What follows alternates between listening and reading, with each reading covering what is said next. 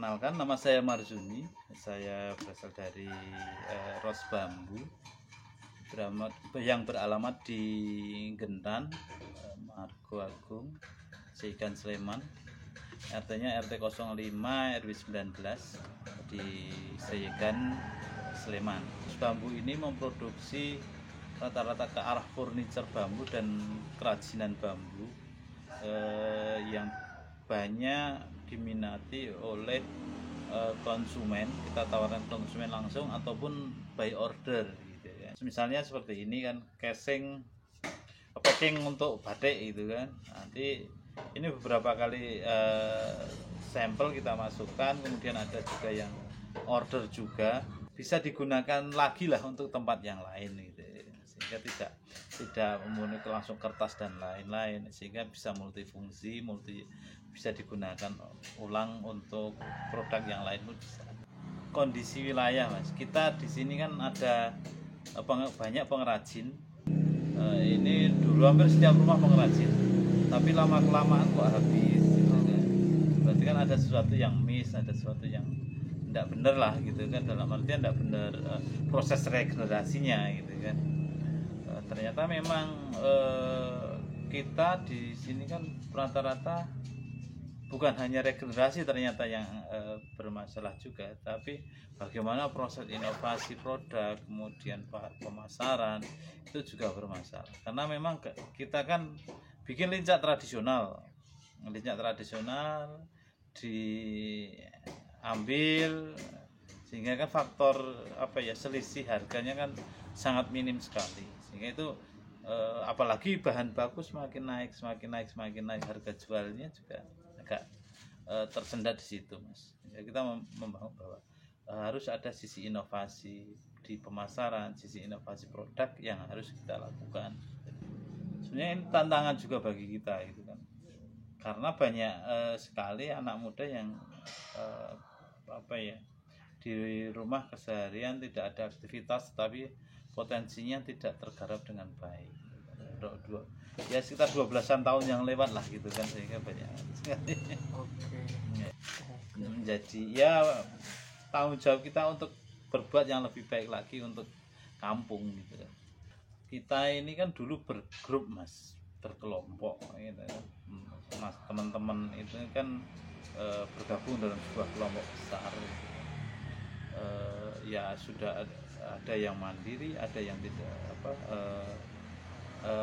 dia memang benar-benar murni di sini gitu kan, sehingga itu kalau produknya banyak, Mas. Kita dulu ada tempat tidur bambu, kemudian itu pesanan pihak ketiga juga dulu itu kan, kita disuruh ada beberapa mebel bambu yang harus kita bikin untuk disuplai ke mereka gitu. Kalau kita sebenarnya secara spesifik sekarang ini kita ke arah laminasi bambu yang kita jadikan unggulan. Kemudian kalau untuk jasanya ya sekolah pengrajin bambu kita unggulan.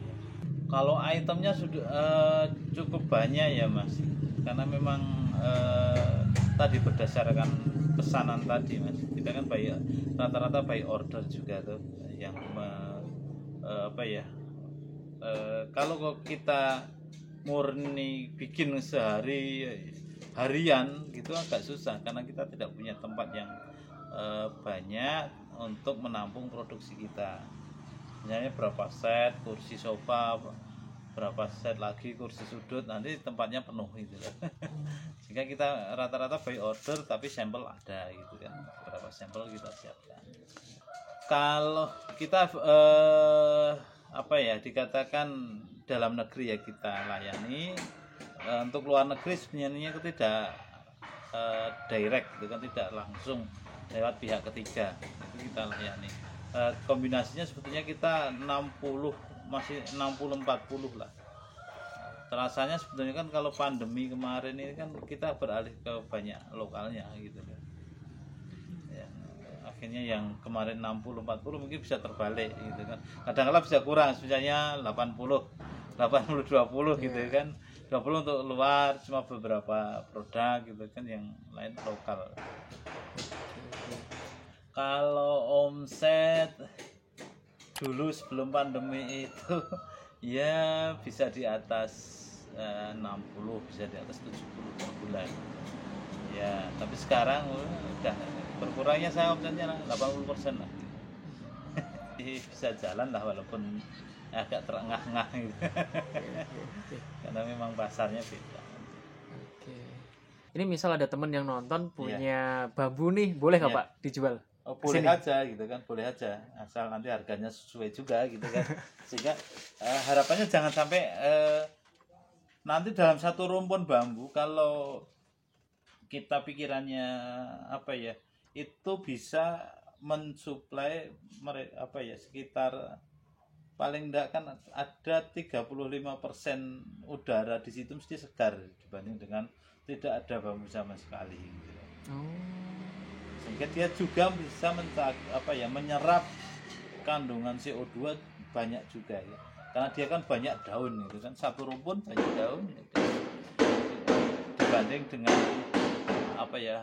satu pohon banyak daun tapi dia cuma satu tempat di atas. Tapi kalau bambu kan tumbuh maksimalnya berapa sih, 12 meter, kalau yang paling tinggi ya bisa sampai ada yang 20 meter lah gitu kan, kalau yang paling tinggi yang betung itu. Tapi kalau yang lain rata-rata di bawah 20 meter. Nah, kalau sekarang kebalikannya Pak, ini kalau ada teman-teman penjual kerajinan nih Pak, mau Ya. ngambil dari sini gimana sistemnya Pak? Kalau saya reseller gitu ya, misalnya bisa saja asal nanti harganya tetap berbeda kan. B2B dengan B2C kan beda. Nanti kita tergantung jenis produknya akan diambil apa. Oke Pak, siap Pak. Terima kasih Pak kayaknya. Ya. Yang jelas pasar bambu lebih baik lagi. Kita juga omset semakin meningkat, gitu kan. Yang bisa melebihi yang kemarin Pak, sebelum pandemi. Kemudian inovasi itu diakui juga gitu. Kemudian bisa kerjasama dengan banyak pihak yang bisa ada simbiosis mutualismenya saling kerjasama yang saling menguntungkan. Dalam artian kan kita bisnis kan tetap dimanapun tetap cari untung kan, tetapi bagaimana untung yang bisa manusiawi lah gitu kan, sehingga saling menghargai profesi ya, pengrajin ya, pihak ketiga ya, mungkin pemerintah dan lain-lain, itu bisa saling setara lah gitu kan. Kesetaraan itu yang perlu.